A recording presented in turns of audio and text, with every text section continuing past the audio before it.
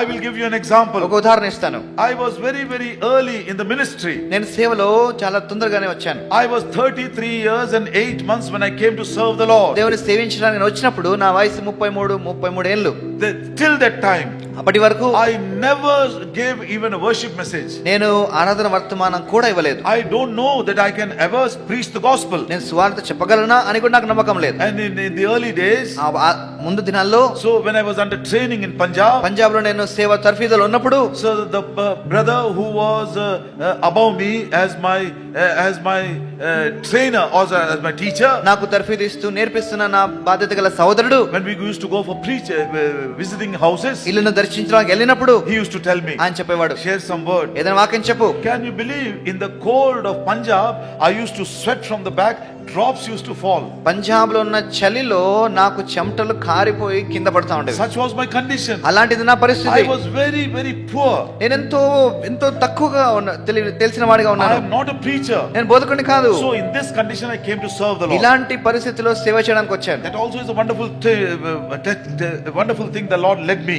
అలా దేవుడు నడిపించడం కూడా గొప్ప విషయమే. And when I was in Pune assembly, నేను పూనాలో సేవలో ఉన్నప్పుడు, I was less than 1.5 years old in the ministry. నేను సేవకు వచ్చి అప్పటికే 1.5 సంవత్సరాలు మాత్రమే అయింది. One young boy called Kumar, he came from World Vision. World vision నుంచి ఒక యవనస్తుడు కుమార్ అనే వ్యక్తి వచ్చాడు. In those days we were gathering in a school. We didn't have a place of our own. ఆ రోజుల్లో మాకు మందిరం కూడా లేదు. మేము ఒక స్కూల్లో కూడుకునేవారం. And after the service, సేవ అయిపోయిన తర్వాత Kumar came to me. Kumar నా దగ్గరకు వచ్చి, and this is what he said. ఇదే అడిగాడు, Uncle, I was so happy for the service today. ఈ రోజు నా జరిగిన సేవను బట్టి నేను ఎంతో ఆనందిస్తున్నాను. I was really blessed.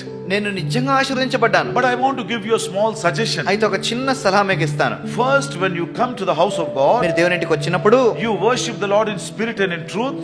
ప్రభువును ఆత్మలో సత్యంలో ఆరాధించండి. And then you partake of the table, examining yourselves and correcting yourselves and then asking forgiveness from the Lord. ఆ తర్వాత ఆరాధించిన తర్వాత మీరు రొట్టెలో పాల్పొందే ముందు మిమ్మల్ని సరి చేసుకుంటూ క్షమాపణ అడుగుతారు. But I feel, అయితే నా తలంపు ఏంటంటే, as soon as you come to the house of God, దేవుని ఇంటికి వచ్చిన వెంటనే, immediately if you examine yourself, వెంటనే మనం పరిశీలించుకొని, and then you take part in the table, బల్లలో పాల్పొంది, automatically worship in spirit and truth will come out. ఆ తర్వాత ఆత్మతో సత్యంతో ఆరాధన వస్తుంది కదా.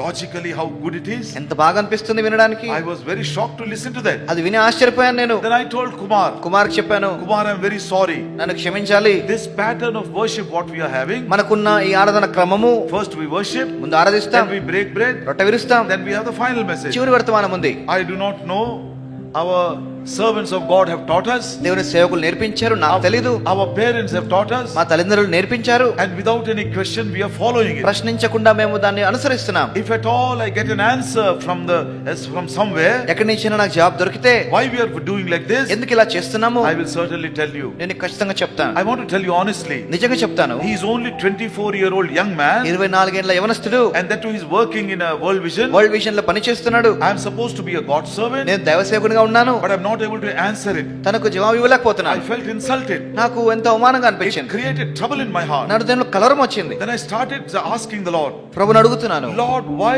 this pattern of worship which is not there in any part of the world? ప్రభువా, ప్రపంచంలో ఎక్కడ లేని ఈ క్రమము ఏంటిది?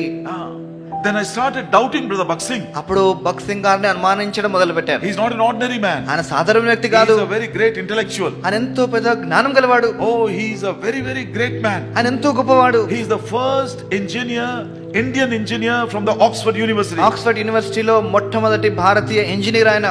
Oh Lord, did he use his own wisdom or did he use his own ideas to bring out this pattern of worship? ప్రభువా, ఈ ఆరాధన క్రమాన్ని ఆయన తన సొంత తలంపులతో ఏమైనా తీసుకొచ్చాడా అనుకుంటున్నాను. This young man is asking me, యవనస్తుడు అడుగుతున్నాడు, and I don't know if there is any authenticate answer in the Bible. బైబిల్లో ఏమైనా జవాబు ఉందో లేదో కూడా నాకు తెలియదు. I was continuously reading the Bible, Bible చదువుతూ ఉన్నాను, but nothing the Lord is speaking to దేవుడు me. ఏం మాట్లాడట్లేదు. But the question is becoming more and more intense in my heart. ప్రశ్న పెరుగుతూ పోతుంది. 1 month has crossed, ఒక నెల అయిపోయింది, 5 months have crossed, 5 నెలలు అయిపోయినాయి, after 6 months, 6 నెలలు అయిన తర్వాత when I went to Punjab for the convocation, Punjab పరిశుద్ధ మహాసభ కూడికలకు వెళ్ళినప్పుడు Philip uncle was supposed to give the worship table message. Philip uncle గారు బల్ల వర్తమానం ఇస్తున్నారు. He is sitting on the chair, ఆయన చైర్లో కూర్చున్నారు, and I am reading the portion 1 Corinthians chapter 11 from the Hindi Bible. మొదటి కొరింథీయులు 11వ అధ్యాయం హిందీ బైబిల్ నుంచి నేను చదువుతున్నాను. I will tell you the verse 23. 23వ వచనం చెప్తాను. This I have received of the Lord, that which also I delivered unto you, the same night when Jesus was betrayed, took bread, gave thanks, and చెప్పండి. those who follow English English లో విన్నవారు or in చెప్పండి. Telugu you tell. నేను మీకు అప్పగించిన దానిని ప్రభు వలన పొందితిని. No. ప్రభుని యేసు తాను అప్పగింపబడిన రాత్రి ఒక రొట్టెను ఎత్తుకొని No. తర్వాత First what did he do? ముందేం చేశాడు? Then what did he do? కృతజ్ఞతాస్తుతులు. తర్వాత ఏం చేశాడు?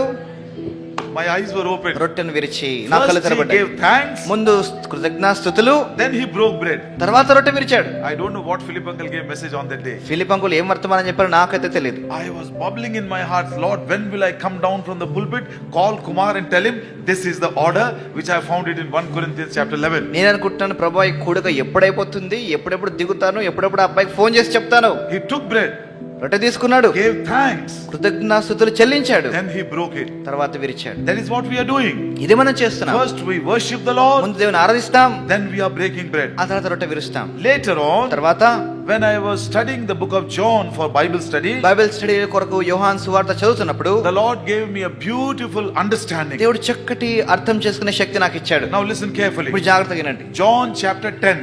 యోహాను సువార్త 10వ అధ్యాయం. Jesus said, I am the door. నేనే ద్వారము, I am the good shepherd. నేనే మంచి కాపరిని, I give my life for the sheep. గొర్రెల కొరకు నా ప్రాణం పెడతాను. So John chapter 10 speaks about the gospel. యోహాను సువార్త 10వ అధ్యాయము సువార్త గురించి మాట్లాడుతుంది. Come to chapter 11. 11వ అధ్యాయానికి రండి. Lazarus is in the grave లాజరు ఆ సమాధిలో ఉన్నాడు, and he has come out of the grave. సమాధి నుంచి బయటకు వచ్చాడు. This is salvation, ఇదే రక్షణ, from death unto life. మరణం నుంచి జీవము. And in the same chapter, ఇదే అధ్యాయంలో he was bound with coffin clothes. ఆ ప్రేత వస్త్రాల ద్వారా బంధించబడి And ఉన్నాడు. Jesus said, యేసు అన్నారు, remove those coffin ఆ clothes. ప్రేత వస్త్రాలు ఇప్పివేయండి. That is called sanctification. దీన్ని పరిశుద్ధపరచబడుట.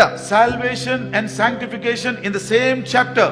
ఒకే అధ్యాయంలో రక్షణ పరిశుద్ధపరచబడుట కలిపి ఉన్నాయి. Brothers and sisters, సోదర సోదరి, if you are genuinely born నువ్వు again, నిజంగా రక్షించబడి ఉంటే there will follow a life of sanctification. పరిశుద్ధపరచబడుట అనే జీవన శైలి ఆరంభమవుతుంది. Because only in one sacrifice, ఎందుకంటే ఒకే బలిలో salvation and sanctification, రక్షణ పరిశుద్ధపరచబడుట రెండు కలిపి ఉన్నాయి. in the same will of God, అదే దేవుని చిత్తంలో salvation and sanctification, రక్షణ పరిశుద్ధపరచబడుట, you cannot separate these two. ఈ రెండింటిని వేరు చేయలేము. If I am honestly born again, నేను నిజంగా తిరిగి జన్మించుంటే, if I am genuinely forgiven of my sins, నిజంగా నా పాపాలు క్షమించబడి ఉంటే, I will follow the life of sanctification. పరిశుద్ధపరచబడుట అనే జీవన శైలిని నేను నడుస్తాను దాంట్లో. Exodus chapter 12, నిర్గమకాండం 12వ అధ్యాయం, redemption from Egypt. ఐగుప్తు నుంచి విడుదల. Exodus chapter 13, నిర్గమకాండం 13వ అధ్యాయం, first verse, మొదటి వచనం, sanctify the firstborn unto me.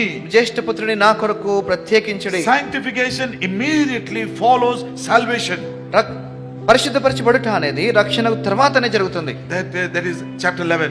11వ అధ్యాయం. And then chapter 12. ఇప్పుడు 12వ అధ్యాయం, John chapter 12. యోహాను 12వ అధ్యాయం. Mary is breaking the alabaster box. Mariyamma వచ్చి ఆ యొక్క అత్తరు బుడ్డిని పగలగొట్టింది. It is a beautiful picture of worship. అది ఆరాధనగా చూడొచ్చు. It is a public worship అది బహిరంగ ఆరాధన. that was broken only for the Lord Jesus Prabhu Christ. కొరకు మాత్రమే పగలగొట్టబడింది. No man has a part in that. ఏ మనుష్యునికి దానిలో భాగం లేదు. No poor man has part in that. ఏ పేదవాడికి దానిలో భాగం It లేదు. was a personal worship. అది వ్యక్తిగత ఆరాధన. It was a public worship. అది బహిరంగ ఆరాధన. It was only for the Lord Jesus. కేవలం ప్రభువు యేసుక్రీస్తు వారికి. How beautiful it is. ఎంత చక్కగా ఉంది. Then come to the next chapter. మరుసటి అధ్యాయానికి రండి. John chapter 13. యోహాను 13.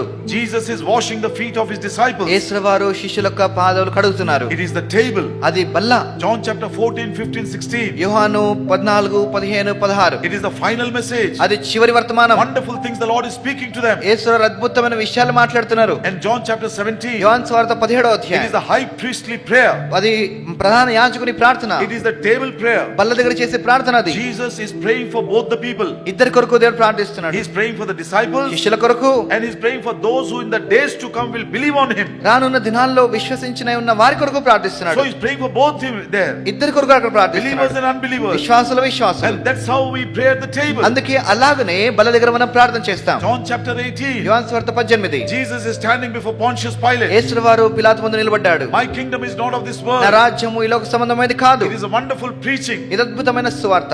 This is what we do after the worship service. ఆరాధన అయిపోయిన తర్వాత మనం సువార్తకి వెళ్తాం. We go for worship, we go for preaching, బహిరంగ సువార్త మనం వెళ్తాం, we go for a procession. ఆ ప్రొసెషన్ గా మనం వెళ్తాం. John chapter 19, యోహాను సువార్త 19, crucifixion. సిలువ.